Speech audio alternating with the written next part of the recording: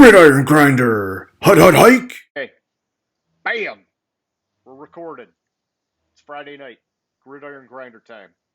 I'm Ryan. With me, as always, is my buddy James. Just a couple dudes hanging out, talking about what's going on in the NFL each week. Tonight's episode 51, right at that 1 year anniversary here, James. Pretty cool that we've been keeping this thing going. So for tonight, yeah, sorry. So for tonight, we're going to do Name That Stadium, like we always do. Then we're going to hit a recap from the news around the league from this past week. And then after that, we're going to provide our dark horse Super Bowl teams. And what I mean by that is teams that didn't make the playoffs last year, but actually have some sort of an outside shot at making a run. And we'll explain why. And then lastly, we'll close things off with question of the week. So, with all that being said, how's it going tonight, James? It's going good. How's it going with you? It's good, man. I'm just, I'm relocating. Maybe I should have done Name That Stadium tonight since I'm on the move, but no, it's all good, man. Just another busy week. It sounds like the same for you. Yeah. All right, well here, let's just get to it, man. Let's jump over to Name That Stadium. And so this is the part of the show for anybody who's watching. As you can see, James is out there traveling the country. Every week he's got a new stadium in his background. And what we're doing is we're asking our viewers, if you think you know what stadium that is, hit us up in the comments section with your guess. And if you're the first person to get it right, we'll give you a special shout out in next week's show. And so, James, why don't you just tell us, where were you at last week, man? Last week I was in Dallas. All right, what was the inspiration, if any? Nothing really. I think it was figured out another stadium I hadn't been to, and so it was Dallas. Okay, I gotcha. Hey, that's another one I hear is like a phenomenal stadium. And I know last week the big news out of Dallas was, Zeke looking like he's in phenomenal shape again. So, we'll see if that's actually true. But yeah, that's one of the stadiums I'd like to go see, man. That was like one of the big $1 billion stadiums when it was built. Yeah, it looks pretty sweet from what I've seen on TV or from the pictures I was searching through to pick the right one. But that scoreboard looks fucking ridiculous. Oh yeah, and it's crazy. They built it with like real. Well, I guess it was like former punters, and maybe that was part of the problem that were like testing it to make sure they wouldn't hit it with the football, and they're doing it anyhow. And so, either the legs are getting stronger or the old guys just didn't have it anymore, and they should have gotten some active punters to test it out. But either way, it's cool, man. Yeah, well, like when they first built it, like the first year it was open, they were saying that punters were actively trying to hit the scoreboard. Oh yeah. Oh, yeah. I mean, why not? It's right there. You want to see if you can get it up there, man. Yeah, exactly. All right, Hey, cool. if Detroit had a scoreboard like that fucking Hail Mary bullshit game against Green Bay wouldn't that would have hit the scoreboard and Would it have would have knocked been it an down. incomplete Yeah. pass. Yeah. See, I don't know. You don't want to have it impede the game like that, but I hear what you're saying. If Well, it's in our that play favor, shouldn't have you that know. play shouldn't have fucking happened anyways. They called a phantom penalty on Detroit, a face mask or something when the guy had clearly had the shoulder pad, to give Green Bay that extra Yeah. untimed down that they fucking won the game on. It was bullshit. I mean, it was, but was it going to matter for us in the long run? Probably not. You Probably know. not. I mean, I'd like to say it probably helped us get a draft pick, but we probably won a game at the end of the year and lost a draft pick, so it doesn't matter. But all right, let's kick it over and let's do our recap of the past week. And so basically, this past week, when I was kind of looking around what's going on, NFL.com, watching NFL Network, all that kind of fun stuff, I'm seeing a lot of like kind of puff pieces, which is typical for this time of year. There's only so many really tangible things. But I'll start off with one of them. I did see Ryan Ramczyk, the right tackle for the New Orleans Saints. He just signed a 5 year, $96 million extension. This guy's rock solid, so it's good they locked him down. An offensive line, that's one of the strengths of the Saints team. So, good for him. Um, I did see another tangible one, which I've not spent a ton of time reading about or looking into, but it's about the Washington football team. and the team culture and the issues that the league investigated, found out they weren't happy with the way they were kind of handling some things, and it sounds like that they were doing inappropriate things with women and comments and things of that nature, and so they got fined $10 million by the league. But I think the bigger news is that the owner, Dan Snyder, is basically ceding control of the day-to-day operations. And so, and I know he's made like some claims that this kind of thing will never happen again as long as he's the owner. But it's good that they identified it, they got the fine, and the team's making some changes. Hopefully, they're moving in the right direction. Which, I mean, they got the right coach last year, at least for what the product is on the field. They just got to clean up all that stuff in the back end now. So Yeah, like the shit that came out about Washington, like I remember it was it last summer or was it the summer before? I can't remember when it was, but it was like this big investigative piece by like the Athletic or something like that. And some of the shit they were doing was just fucking ridiculous. Like they had stairs where you could see up oh, between the you were stairs. telling me this before. Yeah. So like people would stand underneath the stairs and look up women's skirts as they walked up them because that was like the only stairs up to the floor that women went to, and just like shit like that is like it was ridiculous. Yeah, yeah, just not acceptable. I mean, I don't know. I don't know what the hell they were thinking, but all right. So one of the other things I saw, which I'm sure you probably saw by now, I don't know how big of a deal it is for this year, but second year in a row, they're not going to hold a supplemental draft. Uh, and I mean, I do like the supplemental draft because it's nice when you see a guy that actually turns into something. But I get it last year. I think it was partly a COVID thing, and then this year, it could have been that, or it could have been a number of factors why they chose not to do it. But hopefully next year they get back to it. Yeah, I've never really paid much attention to the supplemental draft. It's kind of one of those.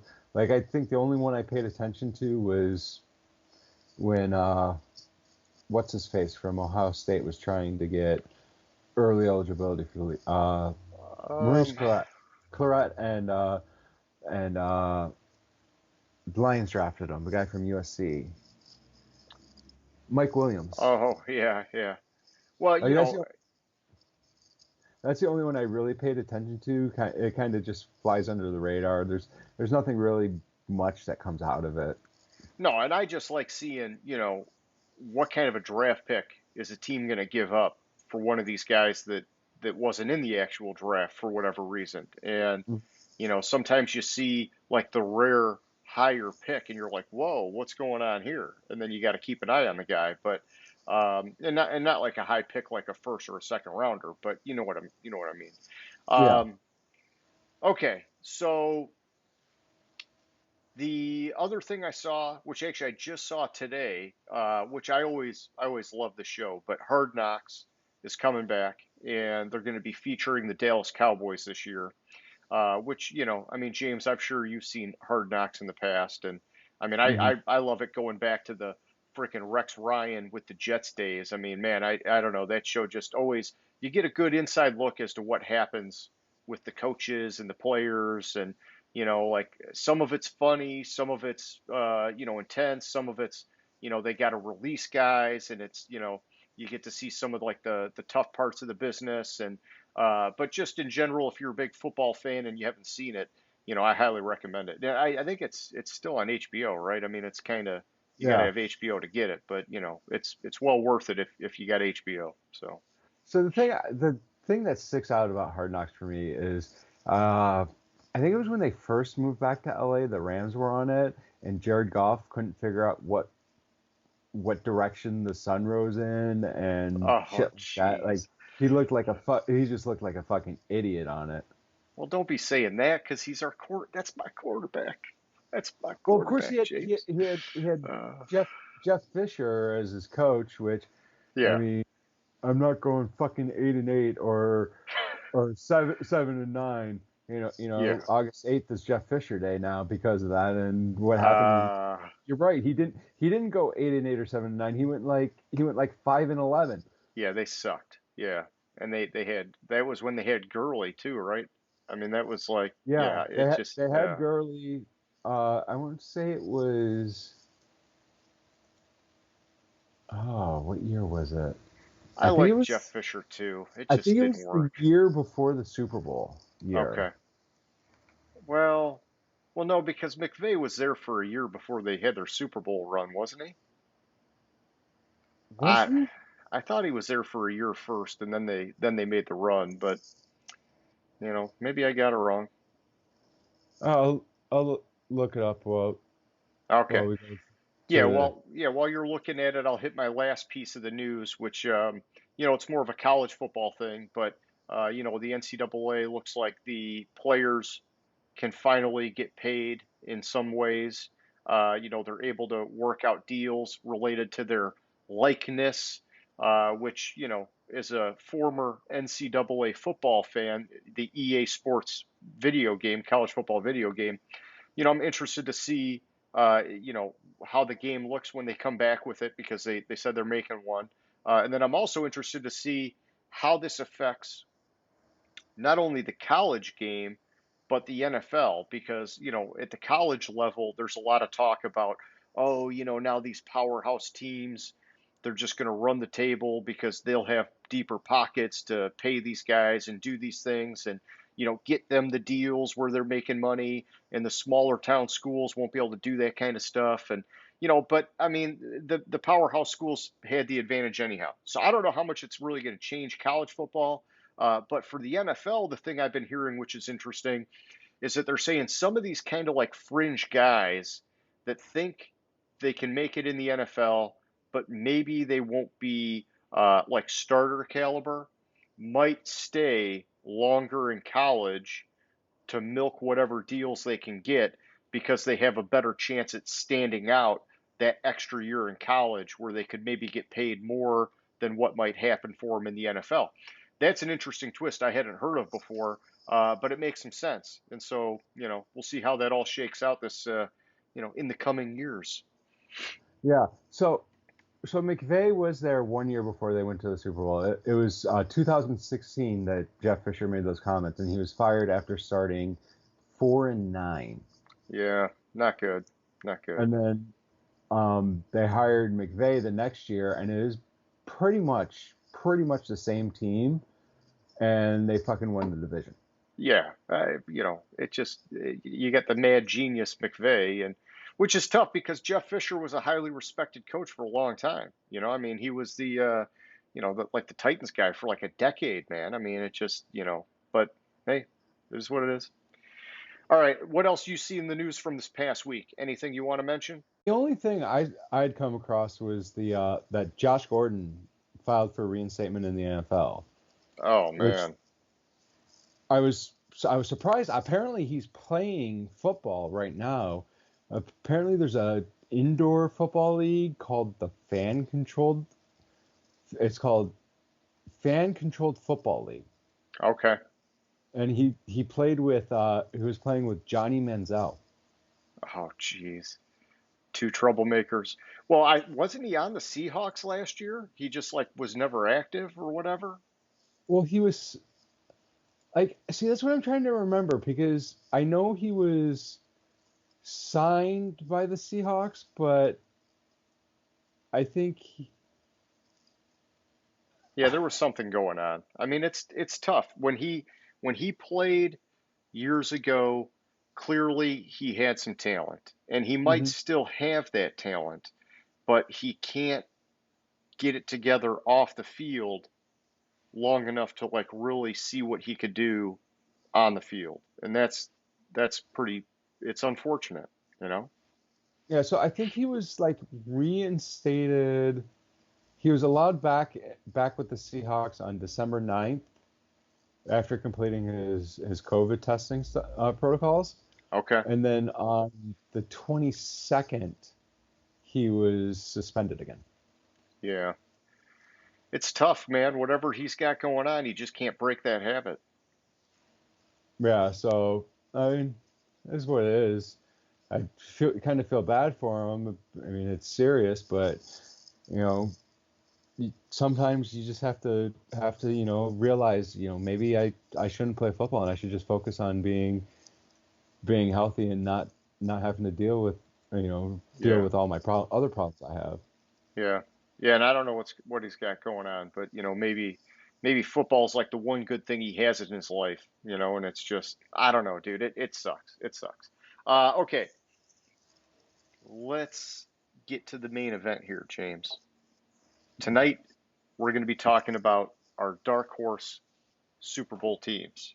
And so, just to kind of reiterate what I was saying earlier, these are teams that didn't make the playoffs last year that we think, for whatever rhyme or reason, are ascending in a major way to the point that they could not only make the playoffs this year, but they could have a sneaky good run and get to the Super Bowl.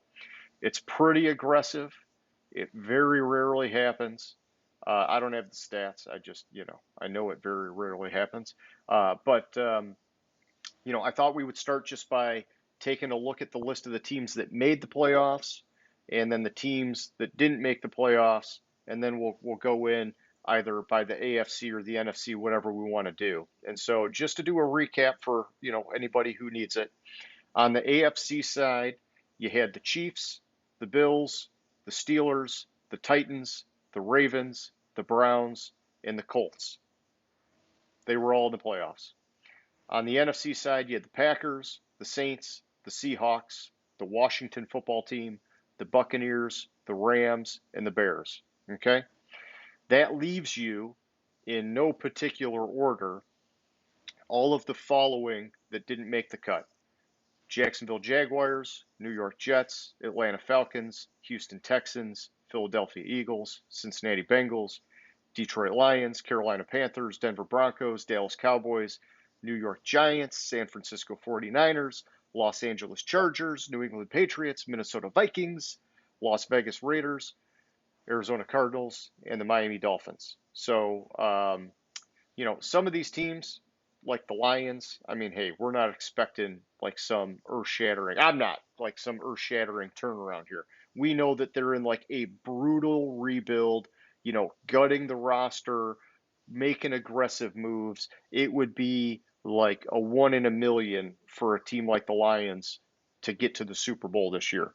But we have some other teams that we've seen some indicators that the talent's there, and maybe they're off season. They added a couple pieces that could maybe get them over that hump.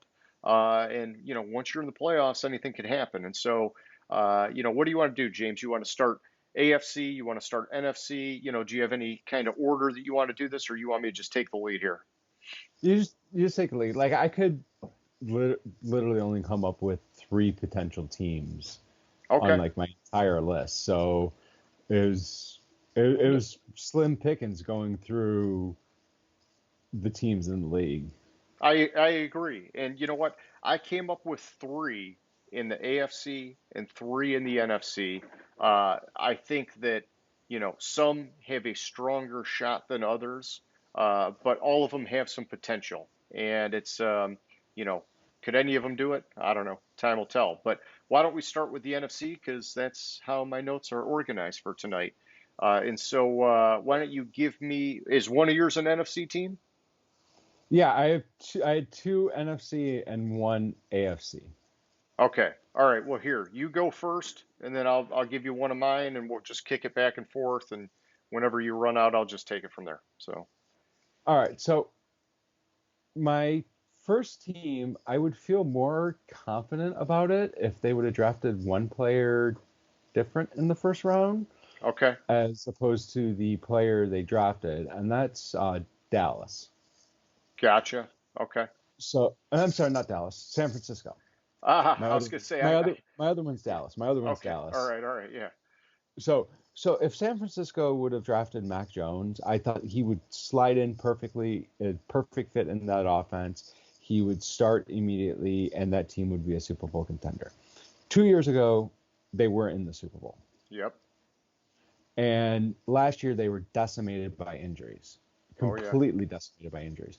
Even though they were decimated by injuries, defensively, they allowed the sixth fewest yards in the NFL. The only teams that allowed fewer was like the Rams, the Washington Steelers, and the Saints, Hmm. all playoff teams. And I mean they allowed even less than the Bucks and the Ravens by 14 yards per game less. And offensively, that's where the struggles were. And they were middle of the league. I mean, they 370 yards total per game, middle of the league. The problem was Jimmy Garoppolo. I would feel much more confident with it if they would have drafted Mac Jones. He could start immediately and instantly improve that team. They're going to get healthy this year. They were 6-10 last year, and I mean, we talked about it. We're talking about it all year. Is that team should not have been 6-10? They had guys Oh no stepping way. up. They Yeah. had guys stepping up. I mean, they were completely decimated by injury. They lost whatever Bosa brothers there. They lost. I mean, their defense was completely decimated, and they still were top of the league. One drawback from them is the loss of the defensive coordinator Saleh, who's Yeah. now the coach of the Jets, and how that will affect that defense. But they have the players on that defense to be able to be just as good. And once they realize that Garoppolo is not a starting quarterback, they can move on and put Fields in there. But he needs a little bit of time because, I mean, he's only played one more football game in the last year than you and I have. He played one game in 2020. He had 2 pro days. So he had more pro days in 2021 than he did Yeah. played games in 2020. So that's a concern for him to get him up to speed and get him in shape, because when you miss almost a full year like that, especially at the quarterback position, I mean, look at Michael Vick. Michael Vick missed a couple years because of the whole dogfighting Prison. thing. Yes. He was not the same person. Mike Williams, who we talked about earlier, who was drafted by the Lions, he had to sit out a full year. Offensively, sitting out a full year, you lose a lot. Yeah. And that's the concern I have with them, where if it was Mac Jones, I would say no doubt this team is a Super Bowl contender. Another issue is, I mean, their division is stacked. Yeah. I mean, even last year at one point we were wondering if all 4 teams from their division could make the playoffs. It was looking like Arizona and San Francisco were going to make the playoffs last year. Neither of them did, but both those teams are just going to get better. Yeah. Both It's that Arizona's gonna get competitive. better. Yeah. The Rams have gotten better. I think Seattle is actually going to take a little bit of a step back this year from last year, Okay. which will give that opportunity for San Francisco to have maybe an extra win or so in division to get that leg up, even though the Rams are going to win the division. Gotcha. Well, I like everything you're saying, and San Francisco was one of my NFC teams that I had on here, and it was hard not to pick them. I had them listed as my one team that you shouldn't forget about, because they were, like you said, they were just in the Super Bowl 2 years ago. And I think that with Trey Lance coming in, you know, it could put the pressure on Jimmy G to get it done where he fell short before, because he has shown flashes of potential. And I was watching it earlier on NFL Network. He's got a 22-8 record as a starter. I mean, the guy is good. It's just that when he's bad, he's like really bad.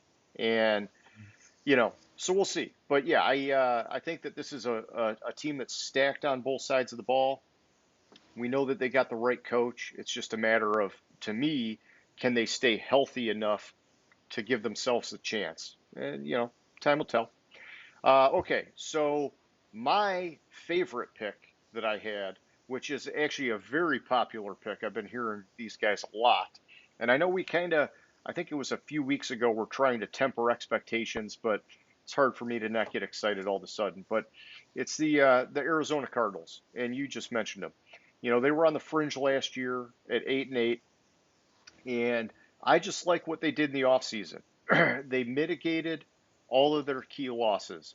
Patrick Peterson, Hassan Reddick, Kenyon Drake, Larry Fitzgerald. I mean, you just look at those four guys. They brought in Malcolm Butler, drafted Zaven Collins, brought in James Conner, AJ Green, and then on top of that, they went out and they added JJ Watt. They brought in Rodney Hudson, Darquez Denard, Rondale Moore, and even Matt Prater at kicker. And so when I look at this team and I add it all up, you know, obviously, you know, they still got Kyler Murray, who's only going to get better. He's still in his young part of his career. They got better on offense, they got better on defense, and they got better on special teams. And, you know, I think that, like you mentioned, it is a very tough division, and that's a big question. Can they fight through all that? Um, you know, when I look at the league adding the extra playoff spots last year, and now this year they got the extra game on the schedule, and I combine all these factors in. I think Arizona is a legit dark horse team. Plus, on top of that, you just look at how ultra competitive Kyler Murray is. And some of those games, I mean, he just like willed them to win last year. You know, like the Hail Murray and, you know, whatever else. I mean, the guy's carrying the team, but he's finally getting like this wave of talent that could help just get him there. And I think it's, you know, get this guy to the playoffs and let's see what he can do because you know he's got that competitive spirit. So I know it's a popular pick, but, you know, that was my favorite NFC team. See, the reason why I didn't last year, I was really high on Arizona, as you may remember, and I was really high on them. I love what they're doing. So when I was looking at the stats and the tendencies of the coaches, Vance Joseph last year's defense ran more cover one than any other defense in the league, and they don't have the players in the secondary to fit into that scheme. I mean, their top cornerback is, I mean, Malcolm Butler, who's probably going to start declining. Okay. At some point. I mean, he's 31. I mean, they brought in some guys from on day 3 of the draft, or a guy that hasn't played since 2018 for injury. I hear what you're saying, but I guess let me just defend my position a little bit since they're one of my picks. But we know they brought in J.J. Watt, and he might be in the decline phase of his career, but I think he's still a force. And Chandler Jones missed a significant amount of time last year. He's going to be back. I think those two guys getting pressure on the quarterback is going to make a world of difference for that secondary. And so, and you know, Patrick Peterson, he was in decline. And so, you know, I don't see Malcolm Butler as being that big of a drop off, to be honest. But I could be wrong. And, you know, time will tell. I'm getting excited by this team, much like you were last year. So, you know, yeah. Hey, maybe we'll both get burned. All right, give me Dallas, man. Tell me about them. So Dallas, the thing you gotta look at with Dallas last year, their issue before Dak's injury was defense. I think when they brought in was it Nolan? Oh yeah, Nolan. Mike Nolan. They Thought brought in that Mike was such a Nolan good pick, and he just defensive coordinator, and I mean he the game passed him by. It was clear that the game had passed him by. That offense was lighting it up. I mean, they had what, like 6,000 yards a game offensively before Dak's injury. Like, I mean, they were lighting it up, but they still couldn't win the games. Yeah. Now that you bring in Dan Quinn, he got the Atlanta job because of his defensive prowess. Say what you will about the decline and you know, losing the Super Bowl and whatever. I think that Dan Quinn will come in and he'll shape that defense up. And if you look at their division, I mean, their division is pathetic. Their division was a historically bad division last year, Yeah. and it hasn't gotten much better. The Eagles are going to Hurts at quarterback, and I mean the Eagles are basically shedding everybody and anybody that has a contract because they're so upside down on the cap this year. Washington football team, they made the playoffs, but they were not a good team. They had shaky offense and they had good production on the defensive line, especially from Chase Young, who we knew he was going to be a stud like that. And then you look at the Giants. You have Danny Fumbles at quarterback, and I mean Saquon's coming back from a real serious injury. Plus, they didn't put anything on that offensive line, and it's just they Yeah. didn't. Without upgrading the offensive line, you're going to have the same problems. So right there, I could see as long as Dak stays healthy, right there off the bat, that's 6 wins. Yeah, Plus, they don't have a very difficult path to get to the playoffs because yeah, they just got to win their division, which is likely the weakest in the NFL this year. And so then it's a matter of, can the defense do enough to let the offense make the run in the playoffs, is what you're thinking. yeah, and not only do they only have a weak division, um, besides, I mean, they play the Panthers, the Vikings, the Broncos, the Falcons. I mean, they have a lot of easy cupcake games on their schedule. I mean, they have some tough ones Yeah. like like they have to play Kansas City and they have to play Tampa Bay, but there's a lot of winnable games on their schedule.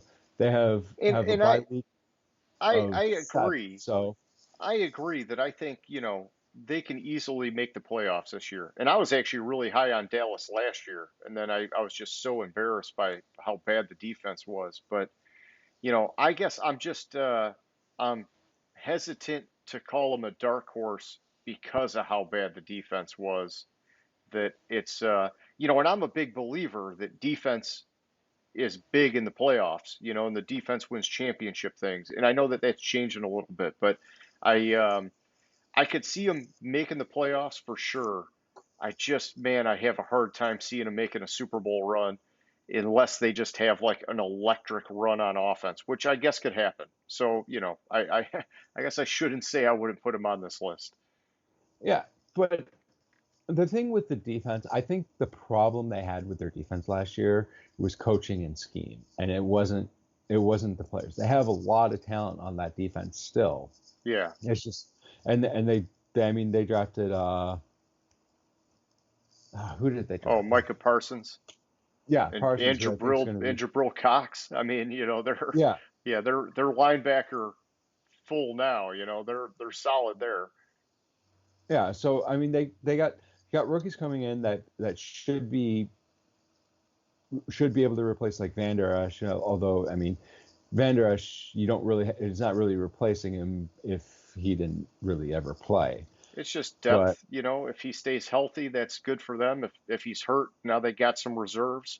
I mean, but it's more about Sean Lee's gone, and so you got Parsons, you got Jalen Smith, you got Van Der Esch, and then you got Jabril Cox in the mix now. I mean, that's four solid linebackers, man. yeah, and with the coach, I think the scheme's going to be different. I Yeah. see Oh, and what Keon people O'Neal, expect. he's supposed to play linebacker too, right? So Yeah. I know I So, keep interrupting you, man. Sorry. but the coaching, Dan Quinn, I think, is a huge upgrade over Nolan because at least Quinn's been in the NFL the Yeah. last 3 years, and the league hasn't passed him by. When was the last time before last year was Nolan when was the last time he coached? Like 6 years ago, 7 years ago? Yeah, he was out for a while, and I liked him when he coached, but yeah, that was so ugly. It was bad. All right. Well, let me give you my other NFC team, and then we'll kick it over to the AFC. And this one is definitely a less popular pick, but it's one that I think is worth mentioning for a number of reasons. and it's the Minnesota Vikings. And you can say what you want to say about Kirk Cousins, but their offense is pretty stacked, man. You know, they've got a solid set of running backs with Dalvin Cook and Alexander Madison. And you know they got weapons in the passing game with Adam Thielen and Justin Jefferson.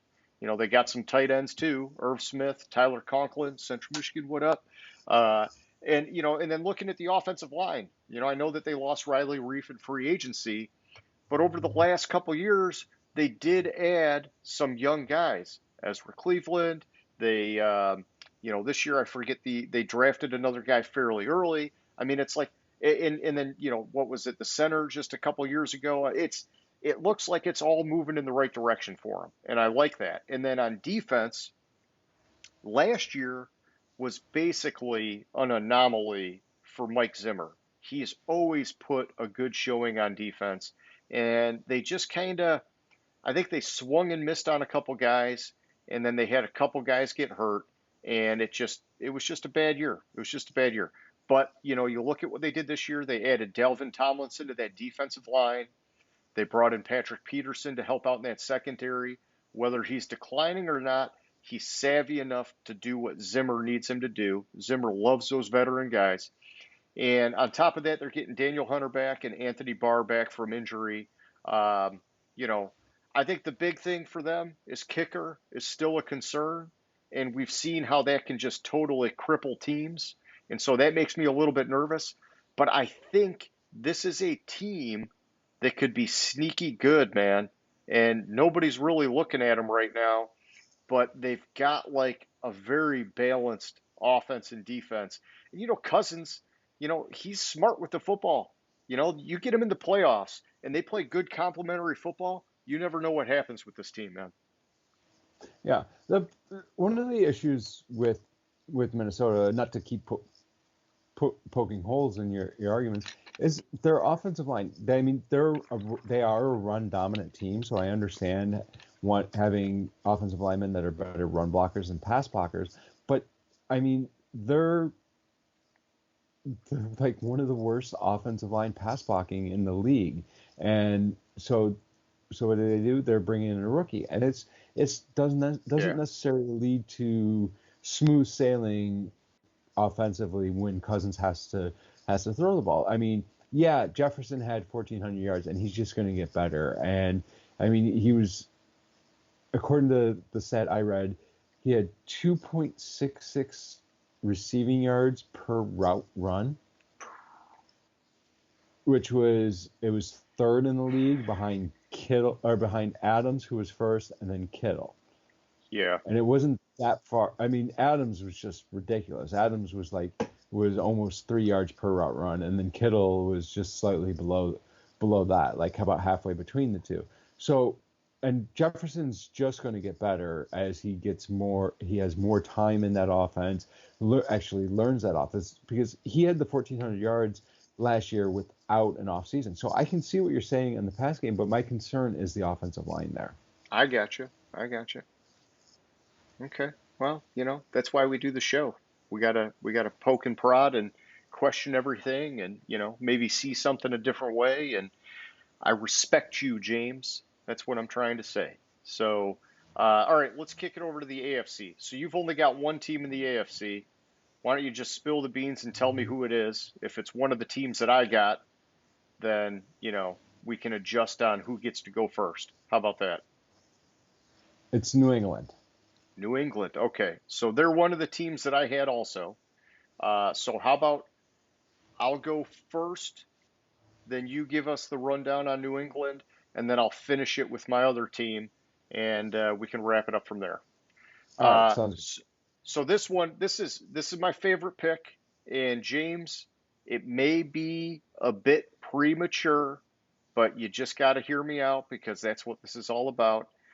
I'm saying the Los Angeles Chargers, my man, and we all know they got a rising star at quarterback in Justin Herbert. When you look at their other weapons, I mean, they got a lot going on around him. They get Austin Eckler back. They got wide receivers Keenan Allen, Mike Williams. They even brought in Jared Cook to replace Hunter Henry. I think the big question was left tackle, and they addressed it in the first round, taking Rashawn Slater. On defense, there's guys at every level: Joey Bosa, Kenneth Murray, Chris Harris, and they're even getting back Derwin James, who has been a force. He's been injured a lot, but fingers crossed, maybe this is the year that we see him just light it up and stay healthy. And so beyond all that, I'm sure you've been hearing some of this chatter too, but their first year rookie head coach, Brandon Staley, man, I just keep hearing some of the craziest things about this guy, how he's like just a genius in all facets of the game. He ran that Los Angeles Rams defense. And I was nervous about that when Wade Phillips left and he came in. I didn't know much about him, and I'm like, oh my gosh, man, like that's kind of dangerous. But he came in and just dominated. And I get it, they had a lot of talent, but you still got to know how to coach these guys. But I hear a lot of reports that he knows like everything there is to know about offense, everything there is to know about defense. And when I look at the talent on the roster, I also think about him coming in and that unpredictability of a first year head coach. It's going to be very hard for teams to figure out what they're doing, and they're going to be kind of playing catch up in this first year. If he's as good as advertised, I think that makes this team a little bit dangerous, James. And, like I said, maybe it's a bit premature.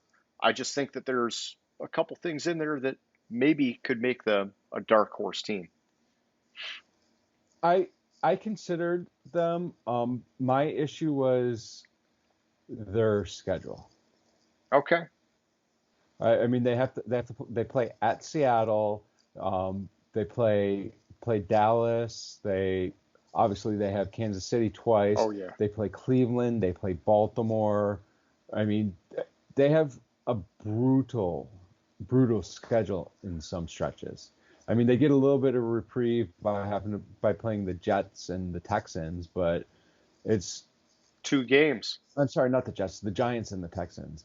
They get because they play the NFC East, but some of their AFC additional opponents, they play the AFC North, which is a good division, and they have to play New England, which I think is better. That was my drawback on them, and also like they have a little bit, they have Joey Bosa and Derwin James, but they don't have much depth behind them. So I saw they need everybody to stay healthy. Yeah, I got you. Well, maybe I was reaching, but you know what? I'm excited for them. So, okay, give me the Patriots, man. All right. So I love. You're gonna see a trend here. I love the Patriots drafting Mac Jones. Yeah. Obviously, as you can tell, I have probably a huge man crush on Mac Jones and what I think he can do in the NFL. On top of that, so he's probably going to be the day one starter when it comes down to it. They went out and they signed Jonnu Smith and Hunter Henry. Tight end's a rookie quarterback's best friend, something like that. Yeah, and those are probably top 10. Let's call them top 10 tight ends in the league. I mean, they're probably a little bit higher than top 10. Yeah. But yeah. They have. I mean, I just love all these moves. Like, so Belichick saw the issue. The talent last year sucked. Last year, at one point, they were talking about there's a lot of chatter about, can New England make the playoffs? Can New England still do it? Because they started off without any talent on that offense. They started off solid, and then I mean, hell, they almost beat Seattle in Seattle if it wasn't for like a failed 2-point conversion. And then everything got derailed when Cam got COVID. But with Mac Jones up there, I think Mac Jones is a better quarterback than Cam. I mean, obviously he's a better quarterback than Cam. I mean, there's no questioning that. They have I mean, their NFC opponents are the Bucks and the Saints, which we don't know where the Saints are going to be this year. Um, and they have the Cowboys, but they also have the Panthers and Houston, Atlanta. So they have a mix. They have Jacksonville, Washington, Phil. What? Oh, that's preseason. Never. Okay, so this list went in a different order. Okay. Most of the lists I was had preseason than regular season, and then as I was going down it was like, oh, preseason's at the end. So they have a I'd say maybe even an easier schedule than they did last year.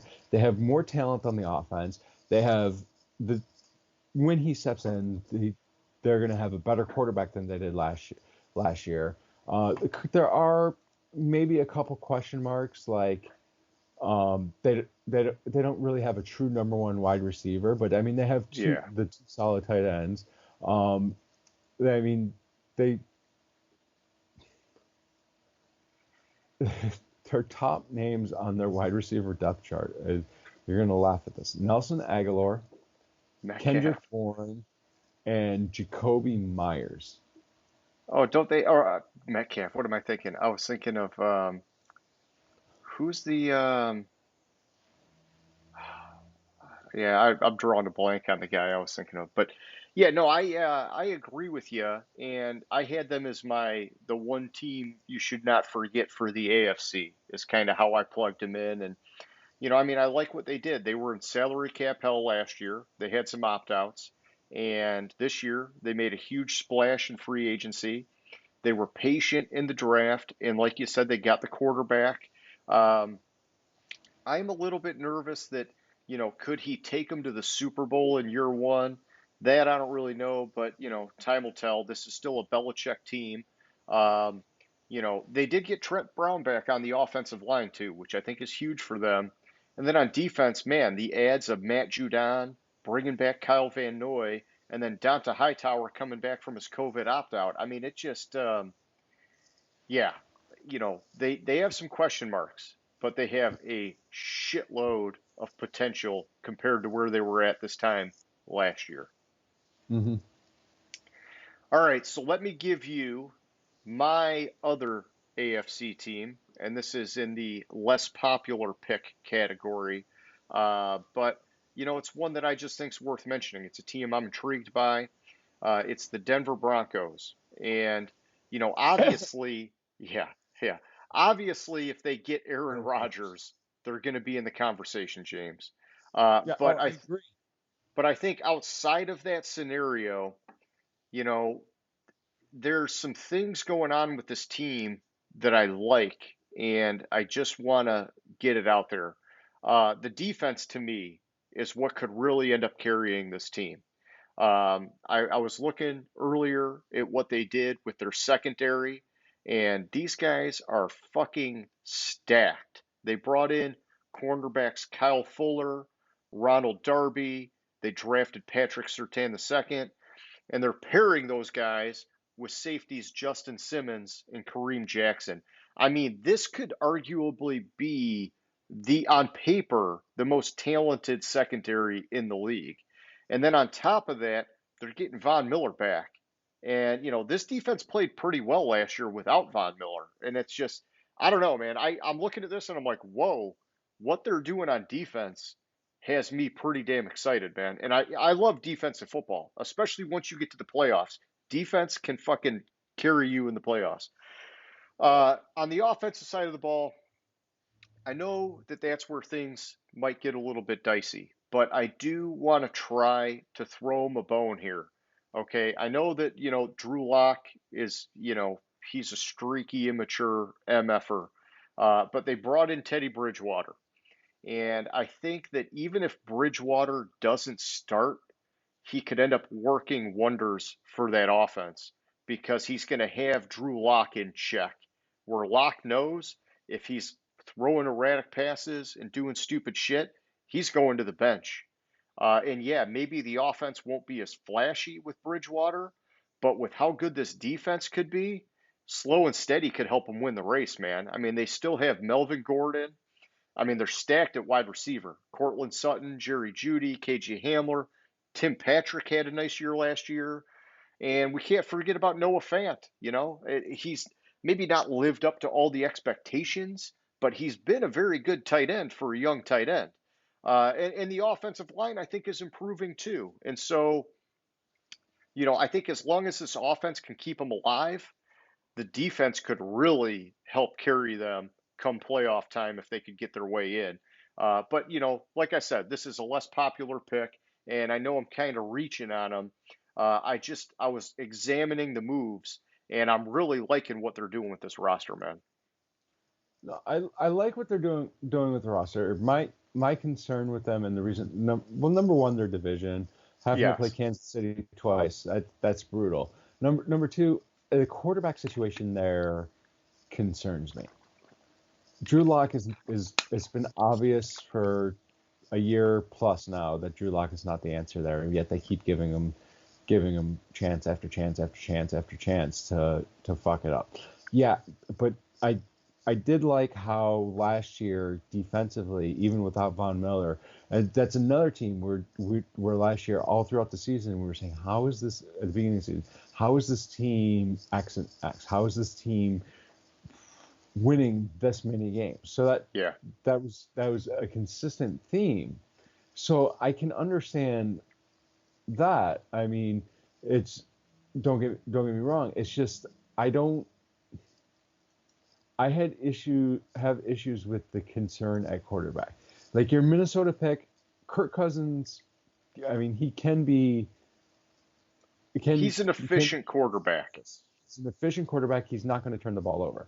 You can't say that about Locke, and Bridgewater can't really throw he's more of a possession quarterback as opposed to a deep threat at quarterback, and that you need that deep threat. And Hey, man, I'm stretching, but you know what? It's all about having a little bit of fun, right? So, what are you doing? You're looking at something? yeah, I was trying to pull their results last year because, like, I mean, they won a few. Yeah, that's what it was. It was like they beat New England. I mean, they had some losses, but I mean, they were in like every game. They lost by a touchdown to Kansas City. They lost. Yeah. Oh, okay, Buffalo. That's another bad. They lost by a field goal. They lost by a point to Vegas. They were in pretty much every game last year, and that's what it was. Couple games they weren't, but I mean, it's pretty much every game they were in last year. Yeah. So I don't know, man. I don't know. I was feeling feisty when I picked them, but it's all about no crystal ball. We'll see what happens. Okay, so that was it. Let's kick it over to the question of the week, and this one, man, James, as I was doing this, I was asking myself, am I being a dick for not including the Miami Dolphins on my list of the AFC teams? But now that you didn't pick the Miami Dolphins, I don't feel like I was being a dick. I was so high on them with how well they did last year that I thought, wouldn't the natural thing be to include them on this list? But I know we talked about it. What they did with the team this last year versus like this most recent offseason, it's like two totally different things. And maybe it pays off for them in the long run, but I'm not like sold on Tua totally just yet. I kind of need him to prove it a little bit more before I can get behind him. And I mean, I don't know. I guess my question of the week is it's a weak ass question because I was assuming you were going to have the Dolphins on your list. Yeah, I'd consider that, but my issue, I was really high on Tua coming in last year, and I thought, and he even said it. I thought he had an okay season. Like Yeah. he started 9 games, played in 10 of them, had 1,800 yards. He had less than it's what 181 yards per game, or if you want to do it on starts, that's 200 yards passing per start. Um, he had, I mean, his rushing wasn't as high as you would think it would be with as athletic as he is. He looked like he was struggling to come back to get comfortable, and anytime anytime he showed any sign of struggling, they would pull him, bench him, and put Fitz. Yeah. Fitz. Fitzy in. So Yeah. so that's why I discounted Miami. Plus the fact that I see New England as being better this year. I see um, Buffalo is solid. I even see the Jets taking a step forward this year. Yep. It's hard to see Miami really doing it, but I seriously contemplated that one. Okay. And I mean, it's tough too because you look at what Tua did and you compare him to Joe Burrow and Justin Herbert, and it's like, wow, like it just he got just fucking buried by those guys. And so it's I don't know. So maybe it was not a bad question, but yeah. Okay, so for anybody who's watching, similar to Name That Stadium, if you want to answer our question of the week, hit us up in the comments section. James, that was all I had for tonight, man. We got to come up with a topic for next week, and then I think we're back into we could pick up where we left off last year, whatever you want to do. But any closing thoughts from you? No, I think that's all I had this week. Okay. Well, hey, anybody who's watching, we hope you like the show. We appreciate the support. Hit us up with that thumbs up. And if you really like it, hit the subscribe button. James, like always, man, it was fun. I will catch you later, man. All right, sounds good. Gridiron Grinder. Hut hut hike.